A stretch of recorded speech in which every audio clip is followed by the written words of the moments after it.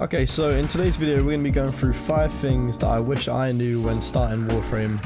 And yeah, let's get straight into it. I'm not going to waste any time today. So when starting the game, it can overwhelm most players because, to be entirely honest with you, the tutorial kind of sucks and they don't really explain it well enough. So you kind of get lost in the source effectively and you don't know what the fuck you're doing. So I'm going to say that the most important thing for new players is effectively just to go through and play all the missions out, complete the star chart first, because doing this gives you loads of rewards effectively and it gets your mastery rank up. Doing this will build your mastery rank, which is one of the most important things in the game.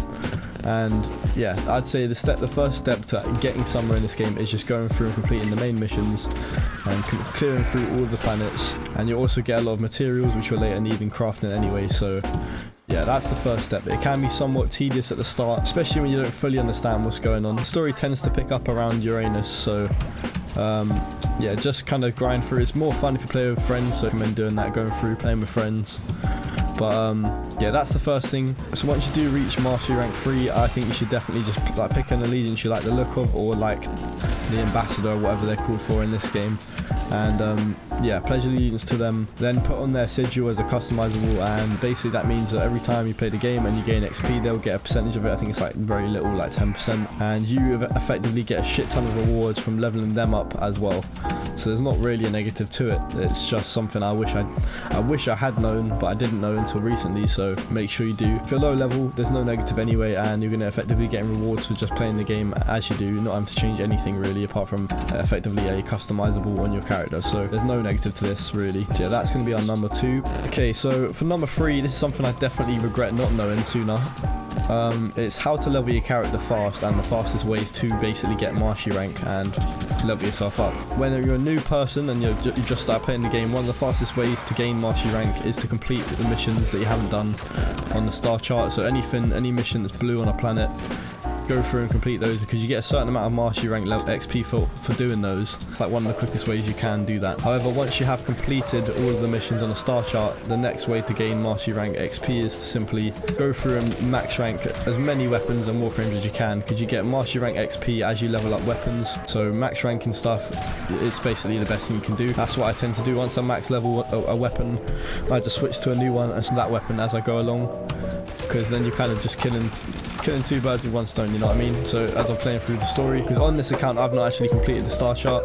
I did all of this on my previous account where I was like mastery rank 13 on my Xbox, but then I bought a PC and I couldn't move my stuff over, so now I'm only at mastery rank 5 on this one. Once you complete the star chart missions, go through and just level up all your weapons you have and craft new weapons just to level them up. That's pretty much the best thing you can do for mastery rank leveling. Okay, so for number 4, it's mainly based around the modding system.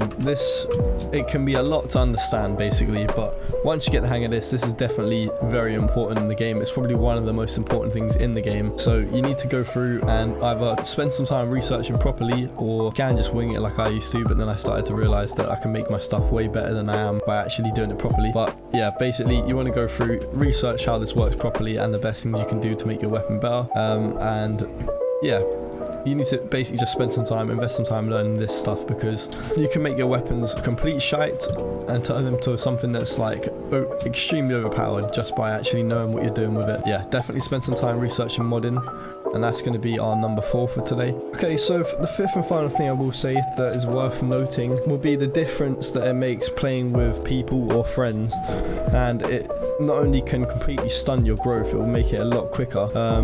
It's overall just a whole lot better. Not only is the game more enjoyable, there's more enemies, but also it benefits you in many ways, such as XP and also materials that can drop, and drop rates. Drop rates tend to be better the more people that you play with.